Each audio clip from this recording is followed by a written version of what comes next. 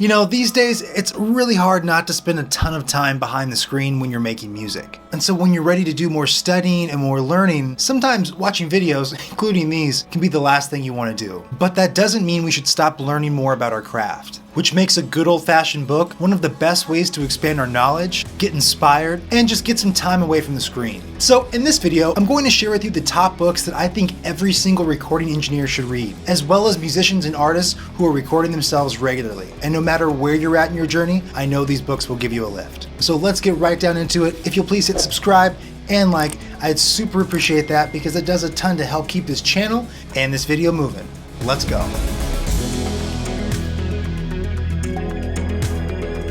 What's up everybody, how's it going? I'm Brad Dollar, welcome to the channel, it's great to see you.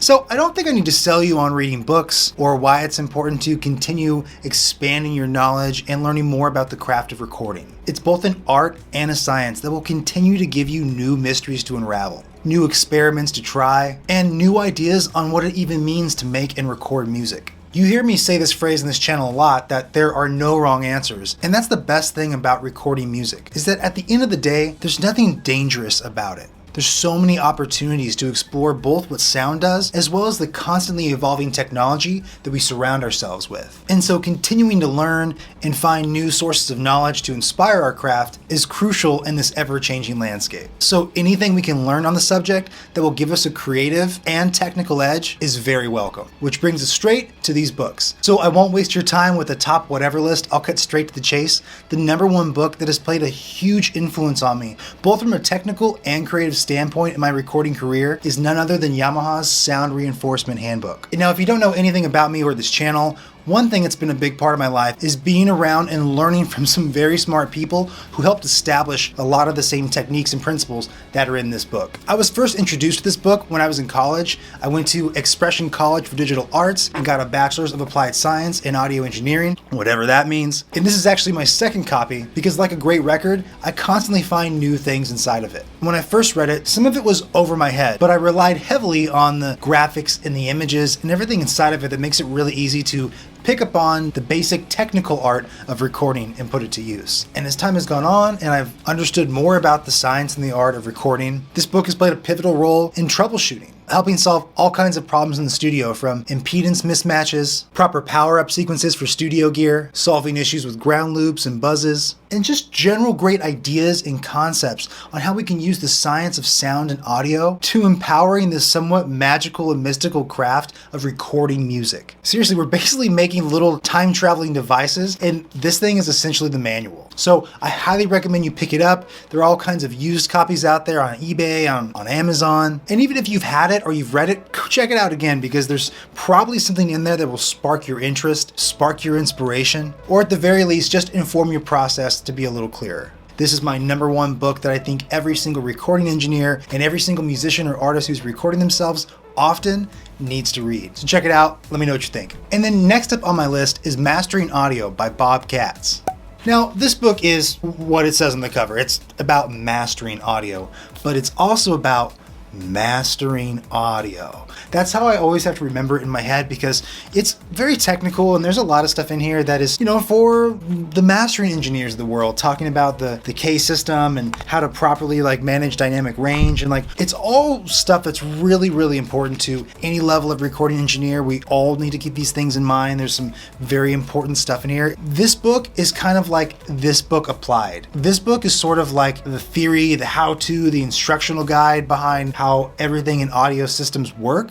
And this book is kind of like the why and what you're going to do with it on the other end, how to actually make the most of it. Now, the reason I say it's about mastering audio, like mastering audio in your head and your understanding of what it means, is because it also includes a lot of quotes and things in here that are rather inspirational and helping you not get so attached to the technical aspect of making music. That's a big thing I talk about on this channel. I know a lot of people are really passionate about the hyper technical aspect of it. That's great, we need y'all in the world, but some of the best records ever have been made by taking extreme risks and trying things that just don't seem right on paper. And what I love about this book is that it brings all of those concepts together and actually creates a sense of harmony between those two ideas of being both hyper artistic and technical at the same time. This book makes those hemispheres not mutually exclusive, which I think is so important and healthy to both shaping our journey as music creators and recording creators, but to also keep us open to new ideas from ourselves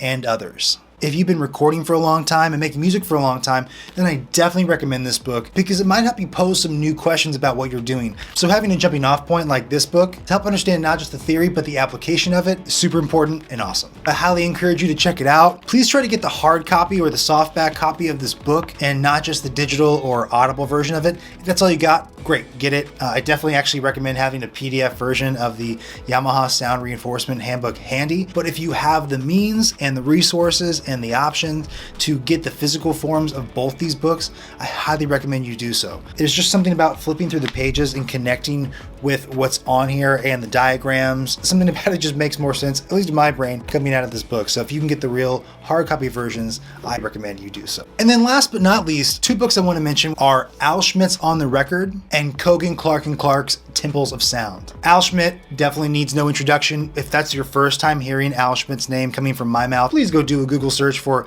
Al Schmidt recording engineer and be amazed by the incredible breadth of work that this human has touched over the course of his lifetime in recorded music. Seriously, so many great albums. Some of the most important music of the last 100 years came from Al Schmidt. He's passed, but this book was created before he died and is all about his stories as well as some of his specific uses and placements of mics, and there's diagrams in there and different charts and things like that. So check that out, especially for those of us who don't get to spend a lot of time recording in big studios. Al Schmidt comes from that era where they were making music in nothing but big studios, so it's nice to experience that. And to pick up on that same concept, Temples of Sound is about all of the classic recording studios that have come and gone over the years. Most of the really important landmark ones are in that book. That one in particular really helps you understand how the technology evolved, how rooms played a part in that, and what going to a studio and making music in a space like that actually does to both the music and the people involved. It's really magical and really special. So both those books together tell that story of going to studios to make music and all of the incredible things that can come from moments that happen in those spaces and those environments, which we can all use to inspire what we make with ourselves as well as others. All right, so that's it. I hope you found this video helpful. There are a ton of great books out there,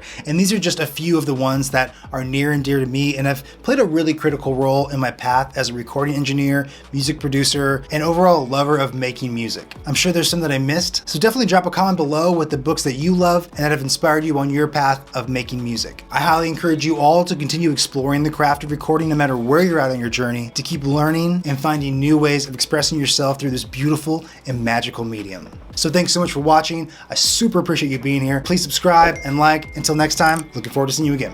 Bye-bye.